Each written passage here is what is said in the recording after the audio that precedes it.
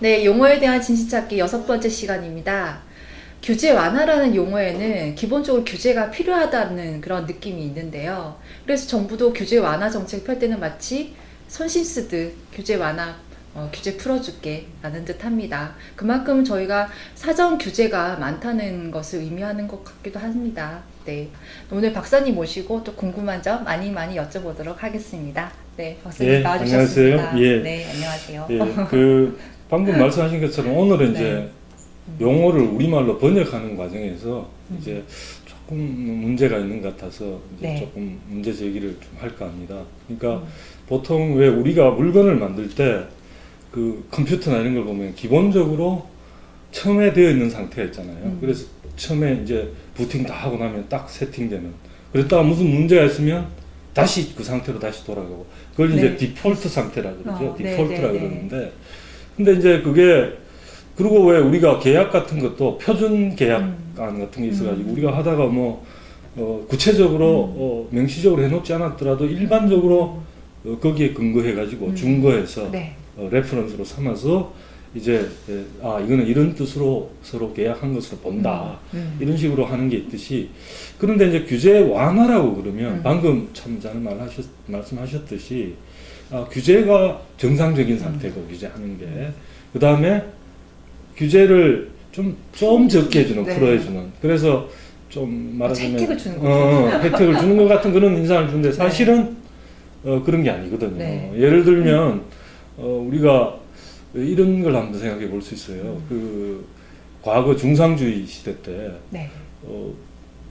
거래를 갖다 제한했다고. 그러니까 외국으로부터 오는 물건은 얼마는 이상은 못 산다든가 아니면 관세를 많이 붙여서 더 비싸게 사야 된다든가. 네. 그래서 얼핏 생각해 보면 뭐 그럴 수도 있다 싶지만 사실은 그게 거래에 대한 규제거든요. 그게. 근데 사람들이 지금은 만약에 물건을 사오는데 너무 비싸게 막 못하게 한다든가 물건 사오는데 그러면 사람들이 반발하겠지만 그러면 지금은 이제 그런 상태 자유무역이 디폴트 상태면 만약에 정상적인 일반적인 상태로 평상적인 상태로 판단을 하면 그걸 말하자면 못하게 하는 걸 규제로 인식을 할 텐데 그걸 규제 완화라 그러다 보니까 그게 좀 말하자면 보통의 상태가 무엇이냐는 거에 대한 생각이 네, 좀 네. 다르다는 규제가 일반적인 상태고 네. 더군다나 이제 또 디레귤레이션이거든요. 네. 그런데 그걸 그래서 D라는 말이 디내셔널라이제이션 그다음에 뭐 그런 식으로 D가 붙으면 앞에 DE 그러니까 그게 붙고 레귤레이션 네. 붙으니까 DE가 붙었으니까 아우러로 혹은 다시 옛날 상태로 없던 상태로 뒤에 게 그러면 디레귤레이션이니까 규제가 없는 상태로 돌아가는 거니까 사실은 규제 완화가 아니라 규제에서 벗어난다. 네. 이렇게 해석이 돼야 네. 되니까 규제 뭐 철폐 내지는 규제 해제 네. 뭐 이런 식으로 뭐 어느 말이 더 적정할지 혹은 흔히 이제 탈이란 말이 있잖아요. 네. 그 탈. 그러니까 벗어난다는 벗을 탈출할 때 탈이니까 네. 탈규제 그러면 제가 볼 때는 그게 가장 중립적인 번역이다. 근데 그걸 구태여 규제 완화, 네. 규제의 강도를 조절하는 거잖아요. 네, 네. 그러니까 지금 사실은 규제, 탈규제, 규제로 벗어난 상태 이 두 개가 있는데 규제 완화라는 건 이 중간의 어떤 이야기거든요. 그래서 이게 이제 그 사실은 번역이 네. 정확하지 않고 사실은 규제를 당연하게 받아들이는 좀 그런 게 네. 깃들어져 있다 이렇게 그래서 봅니다. 번역이 잘못됐다라는 네. 말씀이신데 예. 네, 제가 찾아보니까 네. 규제 완화라는 게 예, relaxation of regulation이라고 예, 그런 예. 또 용어가 있더라고요. 예, 릴렉스. 네. 근데 좀 기니까 네. 좀 어렵긴 한데, 네. 그러니까 deregulation 자체가 규제 네. 완화라는 의미가 아니다. 그렇죠. 그쵸? 탈이란 거 네. 아우러니까 네. 그래서 벗어난다는 네. 의미니까 지금 이제 그런 점에서는 조금 문제가 있는 번역 같습니다. 예. 번역을 하신 분이 좀 책임지셔야 될 것 같아요. 글쎄 누가 번역했는 것까지는 제가 잘 네. 찾아보지도 않았는데요. 그래서 네. 이걸 탈규제라는 거 네. 하는 게 제 생각에는 네. 가장 맞다. 적합하고 네. 그리고 그렇게 해야 사실은 아까 자유무역하고 중상주의 시대 그 얘기를 했는데 네. 그러니까 그게 어느 게 예를 들어서 중상주의 시대는 국가 전체에 돈만 많으면 좋다 이렇게 생각했거든. 그래서 근데 화폐가 많이 쌓여봐야 물건은 일정한데 물건은 별로 없는데 화폐가 많으면 물건 값만 올라가는 거니까 그것보다는 재화들 국민들이 쓰는 재화의 양이 많아야 그게 진정한 부다. 그러면서 네. 이제 아담 스미스가 중산주의를 공격한 네. 거거든요. 그래서 그런 걸 보면 지금 우리가 이제 자유무역이란 걸 당연하게 여기듯이 이런 것도 사실은 우리가 흔히들 뭐 경제 정책이라 그러면 정책이니까 규제하고 다른 것 같지만 사실은 거래를 못하게 한다든가 네. 그건 규제거든요. 네. 그래서 그런 의미에서 이제 규제를 정책으로 포장해서 말한다든가 뭐 전략적으로 그렇게 할 수도 있겠지만 우리 이제 자유시장을 주장하는 사람들은 구태여 그렇게 따라가는 거는 좀 문제가 있다. 네. 우리라도 더 정확하게 써야 되겠다 이런 생각입니다. 네. 그러니까 굳이 국민들의 세금을 걷어서 하는 그렇게 보이는 그러니까 국민들이 바로 직접적으로 뭔가 하는 그런 게 아니더라도 정부의 정책이나 그런 규제, 이런 법 등을 통해서 국민한테 손실이 가는 그런 경우도 많은 거죠. 그렇죠. 근데 저는 지금 일어난 그런 경제 민주화 법안 같은 경우에도 그런 전체적인 경제 성장률을 좀 떨어뜨리는 그렇게 그러니까 한다면 우리가 지나친 이제 규제다. 우리가 이제 지금 참 좋은 말씀 하셨는데 안 그래도 좀 전에 이제 한상일 교수님하고 네. 이제 이런저런 얘기 통화를 하면서 네.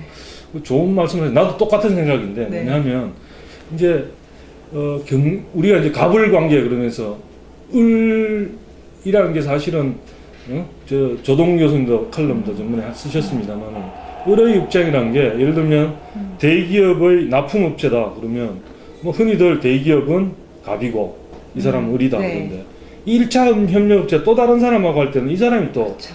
갑이고 을이고 네, 네. 이게 뭐 네. 사실은 한 주체로 고정되는 게 아니라 그렇죠. 관계에 따라 다 달라지는 거거든요. 그런데 그걸 모든 데서 갑을 그래가지고 을을 도와주겠다는 게 그런데 을을 도와준 결과가 만약에 포커스가 경제의 효율성 그러니까 자원이 더 가치 있게 쓰이는 걸 방해해서 사람들이 더 가난해지게 만든다면 그러면 뭐 안 그래도 지금 지금 네. 이제 아까 저 5회 찍을 때 우리 그 아르헨티나 얘기도 네. 들었습니다만은 그러면 그게 사람들이 진짜 원하는 것일까? 네. 우리가 좀 냉정하게 생각해야 되고 그런 의미에서 경제 민주화라는 이름으로 지금 사실은 경제 민주화라는 게 어떤 분들은 그렇게 해석해요.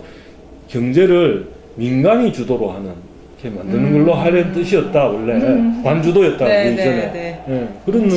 예, 그런 설명을 하시는 분도 있더라고요. 네. 근데 어쨌든 그런데 지금은 사실은 관주도가 되는 거죠 이렇게 하면 네, 그렇죠. 점점 더 규제하는 자의 권력은 커지고 그에 따른 예산도 더 많이 들어가고 그런 건데 그렇게 한 결과 예를 들어서 어떤 분야에서는 주식을 의결권을 뭐 몇 프로밖에 못 한다든가 혹은 너는 갑이니까 네. 이걸 예를 들면 무슨 그 프랜차이즈법 있잖아요. 그 가맹점주하고 그걸 그다음에 프랜차이저 그러니까 가맹 사업자하고 그걸 관계를 갖다가 갑을로 나눠 가지고 그렇게 해 가지고 결과적으로 을을 도와주는 듯 하지만 나중에 결과적으로 프랜차이즈 사업을 하겠다는 사람 자체가 적어지면 소비자들도 그렇고 사업을 하는 가맹점주도 사실 자기 혼자 가게를 여는 것보다 그런 거 하는 게 낫겠다 싶어 하는 건데 그렇죠. 그런 걸 하려는 사람 자체가 없어져 버리면 도움이 안 되거든요 장기적으로. 그런 점에서 경제 민주화라는 게 그런 이름으로 하는 것들이 경제 효율성을 해칠 가능성이 많아요 지금. 그렇게 되면 방금 말씀하셨듯이 소비자들도 결국 경제가 잘 효율적으로 돼야 더 소득이 높아지고 그 돈을 가지고 쓰는 건데 이제 소비자들한테 좋을 게 없는 거죠. 없어서 지금 이제 사실은 그런 점에서 좀 지금 한참 국회에서 지금 지금 입법 국회에서 뭐 거의 뭐 규제법을 찍어내는 공장이나 글쎄, 다름없는 그 정도로 지금 뭐 법안들이 많이 올라오고 있다 그래서 우리가 규제 영향 평가라 그러죠. 법안의 영향. 법들이 규제적 성격을 많이 가지니까 그런 도대체 어떤 영향을 줄지를 냉정하게 좀 따지는 과정이 반드시 좀 필요한 것 같습니다. 그래서 지금 어떤 뭐 규제법 내에서는 그러니까 네. 뭐 이미 다른 법에도 있는데 네. 뭐 또 다른 법을 통해서 또 처벌하는 그런 이중 규제도 있고 하는데 예, 이런 예. 규제법을 어떻게 좀 이렇게 좀 개선할 수 있는 방법이 없어요. 그러니까 이제 옛날부터 많이 얘기되어 오던 것 가운데 하나가 선셋 클로즈라고 해요. 네. 우리말로는 일몰 조항. 예를 들면 네. 이 규제가 예를 들면 만약에 지금 당장 청소년들이 만약에 인터넷 중독이 너무 심해서 뭐 인터넷 사용을 몇 시까지밖에 못한다. 예를 들면 네. 그런 규제를 뭐 사회적으로 사람들이 뭐 그런 것 같다 싶어서 뭐 그렇지 않은 사람도 있을 수 있겠지만 뭐 하여튼 그걸 했다고 네. 해보면 그러면 일몰 조항 같은 게 어떤 게 되냐면 그런 이제 보니까 그런 문제가 우리가 여기도 문제가 없어졌다고 생각하는 순간 이건 없어진다. 예를 들면 네. 그런 조항들이 있거나 그렇게 되면 사실은 그럴 필요가 없는 순간 그 규정은 없어지는 거거든요. 네. 그래서 일몰 조항을 둘 필요가 있다. 자동적으로. 왜냐하면 이런 말씀 드리는 이유는 이제 퍼블릭 초이스다 그래갖고 공공 선택학파들이 어떤 얘기를 하냐면 예를 들어서 사실은 규제를 하는 사람은 그걸로 밥 벌어먹고 사는 도구가 되기도 하거든요. 권력도 누리지만. 그런데 지금 이제 할 이유가 없어지더라도 네. 없어졌다 하더라도 그걸 좀 유지하고 싶은 네. 그런 동기가 있어요. 네. 그 자기 부서를 키우고 네. 그래서 그걸 예산 극대화라고 그러는데 그 예산이 커져야 되니까 네. 그래서 그런 게 자기가 나서서 주장 이게 이제 효과가 없어졌다 이제 스스로 철회하는 경우는 네. 거의 없다고 봐야 되는데 그런 걸 감안하면 일몰 조항이 있을 때와 없을 때는 많이 달라지거든요. 그러면 똑같은 공무원이라 하더라도 국민들이 더 필요한 서비스 쪽으로 옮겨갈 거고 그리고 왜 이 부서라 이 부서 있을 때 이 부서는 좀 적어지고 이 부서는 커지고 예를 들면 네. 그런 변화도 쉽게 되는데 지금은 이제 규제 일몰 조항이 없으면 그런 것들이 잘 실현되기 어려운 거죠. 네. 제가 보니까 그 일몰 조항과 거의 반대되는 게 입증 책임인 것 같은데. 그렇죠. 그 일감 몰아주고 예, 할 때 예, 예. 그 뭐죠? 그런 총수 일가의 지분율이 30% 넘는 계열사에 그렇죠. 일감을 주면은 네. 어떤 그 예외 조항이다 입책 그렇죠. 증명을 하지 예, 않으면 사실 그 처벌하겠다. 법을 조금 아시는 분들은 그걸 용어로 왜 버든 오브 프루프 제가 영어를 써서 죄송합니다. 우리말을 잘 제가 법률 공부를 많이 안 해서 그러니까 입증 책임이죠. 버든 오브 프루프가 그런 걸 누구한테 주느냐에 따라 굉장히 달라지는 거죠. 예를 들어서 우리가 많은 경우에 저 사람이 범인 같다 하더라도 우리가 무죄 추정을 하잖아요. 구체적인 그게 물론 그게 통계적으로 볼 때 가장 좋은 방법은 아니지만 그렇다. 왜냐하면 범인이라 하더라도 두 가지 오류가 있잖아요. 저 사람이 범인이 아닌데 범인이라고 할 오류. 그 다음에 저 사람이 범인이 아닌데 범인이라고 할 오류가 있고 또 그 반대로 범인인데 놓아줄 오류. 무죄로. 그걸 다 이제 그거 두 개 합한 걸 다 줄여야 되는데 이제 무죄 추정을 해버리면 억울한 사람은 적어지지만 실제로는 죄를 지었는데도 무죄 처리가 될 수 있는 사람이 있을 수 있다는 점에서는 문제를 제기하는 사람도 있지만 그러나 그럼에도 불구하고 그 무죄 추정의 원칙을 하는 것은 최소한 죄 없는 사람을 죄를 줘서는 안 되겠다는 합의가 있는 거거든요. 근데 방금 말씀하신 것처럼 무슨 입증 책임을 거기다 준단 말은 너는 범인으로 웬만하면 일단은 범인으로 보고 특별한 경우에만 범인이 아니라고 해줄게 이 말이거든. 그러니까 그러니까 거의 일몰 조항이 필요하다 말씀하셨는데 오히려 우리는 역으로 그렇죠. 하는 거죠. 그러니까 물론 초안에 섞인 거긴 하지만 지금은 아마 조정이 되었을 때 너무 심하다 나가도 너무 심했다 그렇죠. 이런 게 있었기 때문에.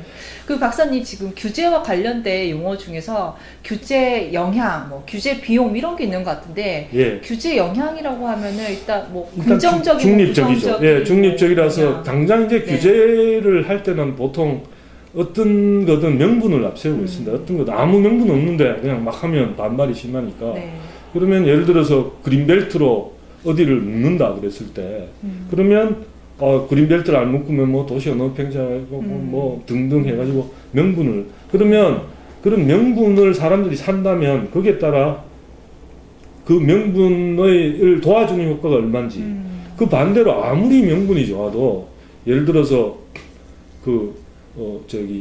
빈대 잡으려고 초가삼간 태울 수는 네. 없잖아요. 네. 그 네거티브한 효과가 있어도 포지티브한 게 더 많으면 우리한테 좋으면 선택하는 거거든요. 약도 부작용이라는 게 있잖아요. 네. 작용이 있으면 부작용이 있는 거거든. 그러면 그 부작용이 있더라도 급할 때는 또 약을 먹잖아요. 그런 것처럼 네. 그 두 개를 따져 보는데 이제 흔히들 그 자체를 생략하고 첫째 그걸 해야 되는데 그 평가 자체를 안 하고 두 번째는 또 뭔가를 할 때 돈이 드는데 A라는 게 굉장히 그럴듯하고 좋아 보여요. 네. 근데 여기 돈이 들어.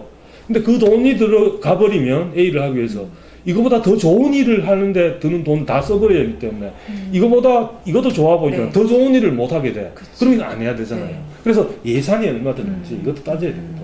그 두 가지를 같이 이제 말하자면 규제가 초가상간 네. 태우지는 않은 건지 네. 그 다음에 또 방금 말씀드린 것처럼 더 좋은 어떤 걸 해야 될 걸 못하게 하기 그렇죠. 기회비용 그렇죠. 따져야 바로 되는 거죠. 예. 네. 그런 것들을 해야 되는데 실은 이게 이제 안 되는 경우가 거의 많고 아직까지 이런 말씀 드리긴 못한데 제가 들은 이야기라서 네. 이름은 밝힐 수 없고 네. 상당히 고위직에 계시는 분이 관은 네. 민을 다스리기 위해 존재하는 것이다. 내가 서비스를 주는 사람이 아니다. 오버하신 것 같은데요. 그러니까 너무 오버했기 때문에 내가 이 말을 누가 했다고 말하면 그 양반이 출세에 지장이 네. 있을 수 있어서 내가 말은 할 수 너무 없지만 오랫동안 관직에 계셨던 것 같습니다. 예? 너무 그런 말을 오랫동안 들은 적도 있어요. 그래서 네. 그래서 지금 방금 말씀드린 것처럼 그런 사람들 입장에서는 그런 영향 같은 게 네. 필요 없는 거지. 내 뜻대로 너 네. 따라야 된다. 그렇죠. 근데 규제를 하면 반드시 영향을 주고 아무리 좋은 일 한다 그러지만 그 좋은 일을 하는데 돈이 든다. 그러면 돈을 가져오면 민간으로부터 가져오면 그 가져온 사람은 그 돈을 또 못 쓰잖아. 그러면 이거 가져가서 이 사람이 하는 일이 이 사람한테 돈도 빼앗아 올 뿐만 아니라 또 그걸 관리하는 인력을 많이 들여야 되고 또 등등 다 따져보니까 일반적으로 보통 세금을 거두면 세금을 거두는 3배 효과의 네거티브 효과가 나온대요. 3배. 1달러를 거두면 3달러 정도 피해가 네. 나타난다는 게 일반적이야. 미국 같은데. 그러면 일반적으로는 그래서 세금도 더 거두는 게 좋지 않고 그다음에 규제도 그러니까 방금 말씀드린 것처럼 어떤 사람이 특정한 행동을 못하게 하려면 보통은 돈을 주고 보상을 해주고 못하게 해야 되는데 그 규제는 그럴 필요 없이 막 하는 거다 보니까 네. 예산 없이도 그걸 하기 쉽단 말이죠. 그래서 예를 들면 규제 영향을 평가하거나 시민단체 같은 데서 네. 혹은 이런 의사 표현들이 충분히 되지 않으면 쉽게 규제에 이제 규제를 하려고 하고 왜냐하면 규제를 하는 데 따라 득을 보는 규제도 있지만 규제 반대로 또 돈을 주는 것도 있거든. 그러니까 등등 해가지고 그런 일들은 너무 쉽게 이제 될 가능성이 있다. 그래서 규제 영향 평가를 하자. 네. 그런 의미에서 규제 영향이라는 말은 참 괜찮은 것 같습니다. 근데 거기도 또 약간의 영향이라는 거에도 디폴트 면에서 네. 우리가 아까 말씀드린 네. 그러니까 물건을 살 때 기본이 뭐냐를 네. 볼 때 우리가 자유민주주의 국가라는 게 기본적으로 남에게 피해를 주지 않는 한 네가 피해를 주지 않는 한 특별히 네가 금하지는 않겠다. 뭐 행동을 하는데 이게 원칙으로 깔려 있어서 일반적으로는 그런 관념을 가지고 행동해도 법에 접촉되지 않아야 되거든요. 그런데 이런 거 규제법들을 많이 만들어 두면 자기는 이게 뭐 남한테 피해 주는 거 특별히 없고 그런데 나중에 알고 보니까 또 법을 위반하게 되는 그런 일이 벌어질 수 있는 네. 거죠. 예. 저희가 지금 계속 규제 얘기를 하고 있는데 예. 자유주의 원칙 중에서 예. 존 스튜어트 밀이 얘기한 그 위에 예, 원칙 그런 게 있잖아요. 있죠. 예, 아주 네, 그게 바로 중요한. 규제랑 연결이 되는 그렇죠. 것 같아요. 예, 지금 말씀하신 것처럼 그래서 그게 기본일 때 남한테 네. 사람이 자유라 그랬을 때 흔히 자유방임 그런 데 아니죠. 자유책임이지. 자유를 누리되 그 결과에 대해서는 그 사람이 그렇지. 책임을 진다. 네. 딴 사람한테 맡기는 게 아니라. 네. 그러면 자유라는 게 그런 걸 바탕으로 한 거기 때문에 자기가 책임을 진다는 거. 내가 나의 의사대로 딴 사람이 못하게 그 사람 명령을 따라야 되는 건 아니지만 그 결과는 내가 책임을 지고 딴 사람한테 부담을 주지 않고 그리고 내가 하는 일이 딴 사람한테 피해를 줄 때는, 어? 해를 줄 때는 그거는 못 하겠는데. 근데 그거는 달라요. 근데 자유경쟁 원칙하고 헷갈려서 혼돈해서는 안 되는데, 예를 들어서 A라는 사람이 가게를 하고 있는데 B가 똑같은 가게를 하고 싶어 한다.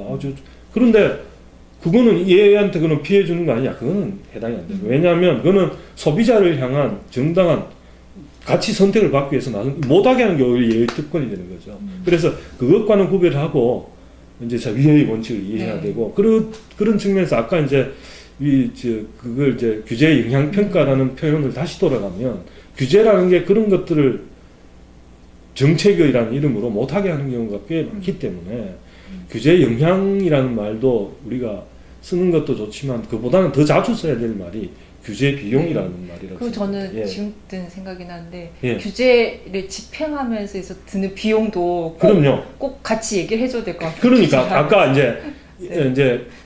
아까 이제 세금 이야기했는데, 세금 1달러 그러니까 3. 그러면 규제라는 특정한 규제를 했을 때 민간이 어떤 그 규제 때문에 못하게 되는 어떤 그런 비용, 그 다음에 그 규제로 인해서 뭔가 명분이 있었으니까 그 명분을 얼마나 도움을 주는지에 대한 서로 비교도 해야 되고, 그와 동시에 우리가 잊지 말아야 될 것은 이걸 집행하기 위한 기구들이 또 얼마나 많이 발생하고, 이게 그런 데서 오는 예를 들면 특정한 걸 우리 이름은 원자력 무슨 안전진단 규제 반드시 몇 분에 언제나 하게 막 그렇게 해놨다. 근데 그게 그런 기구가 사실은 그 이권화 되기 쉽다는 네. 걸 이번에 봤잖아요. 그죠? 네. 뉴스를 통해서 봤는데 오히려 그런 네거티브한, 제대로 감시를 제대로 하면 다행인데, 네. 그것도 집행되는 플러스 또 집행비용 플러스 그것들이 오래 있으면서 이권화해서 생기는 또 문제가 네. 또 추가적으로 있는 것 같아요. 그러니까 우리가 따져야 될 게 여러 가지가, 그래서 그것들을 직간접적인 모든 비용들 그걸 잘 감안해서 입법을 하는 사회가 결국은 번영하는 사회가 될 거고, 그러면 흔히 이제 물질적 번영을 이렇게 얘기하면 일부 사람들, 야, 넌 어떻게 물질밖에 모르냐 이런 식으로 비판도 하는데, 그게 전 물질이란 건 다른 걸 추구하기 위한 수단이거든요. 그래서 이런 걸 잘 해야, 아니 입으로만 사랑을 베풀 수 있습니까? 사랑을 표현도 하고 이런 건데, 표현은 또 다 자원을 필요로 하는 거고, 더 풍성하게 우리가 서로 감정도 표현하고 서로 자기가 좋아하는 것들을 추구하고 하려면 결국은 물질적 수단이 기초가 돼야 되기 때문에, 아니 그런 의미에서 네. 우리가 이제 방금 말씀하신 참 규제라는 것도 이게 정말 단순히 갑을 그르면서 누구는 더 힘세서 어떻습니까? 그런 식으로 누구를 도와줘야 된다 이런 구조가 아니라, 그런 방식 한 걸음 더 나가서 이걸 했을 때 이런 영향이 결국은 장기적으로 누구한테 어떤 효과를 주고, 이런 규제를 하기 위해 방금 말씀하신 기관들이 생겨서 그것들은 어떤 영향을 줄까, 이거를 그래서 모든 계층에서 다양한 의견들을 자유롭게 쏟아내서 그게 어느 말이 맞는지 검증하고, 그렇게 해서 이제 법으로 가는 게, 네. 그게 이제 저번에 정규재 실장님은 수기 민주주의라는 말을 참 좋아하더라고요. 네. 수기, 아주 데벨롭티가 숙의. 숙의, 그러니까 네. 심사숙고해서 뭔가 이 따져가면서, 민주주의라는 표결로 하지만 그게 내용이 뭐가 하나씩 따져가는, 네. 검증해가는. 네.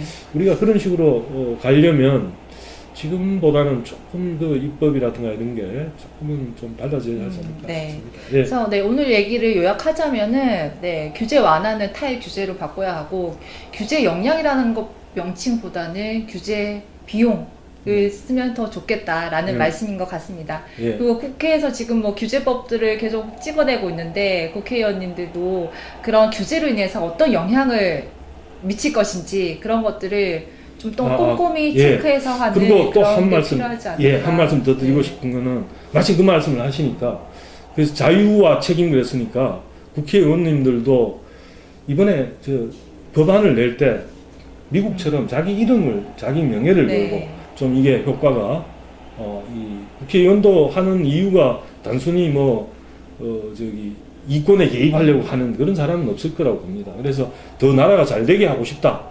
사람이 더 잘 되게 하고 싶다. 그런 아마 욕구는 다 있다고 봅니다. 그래서 그렇다면 정말 이게 장기적으로 나와 우리 후손들, 우리 국민들 그런 사람들이 더 좋게 해주는 건지를 이렇게 하나씩 더 따질 수 있고 좀 그 다음에 그걸 자기 이름을 걸고 좀 입법을 하는 그런 쪽으로 좀 바뀌었으면 네, 좋겠습니다. 네, 알겠습니다. 예. 지금 6번째 예. 용어에 대한 진짜기 이것으로 마치겠습니다. 예, 고맙습니다. 감사합니다. 예. 네.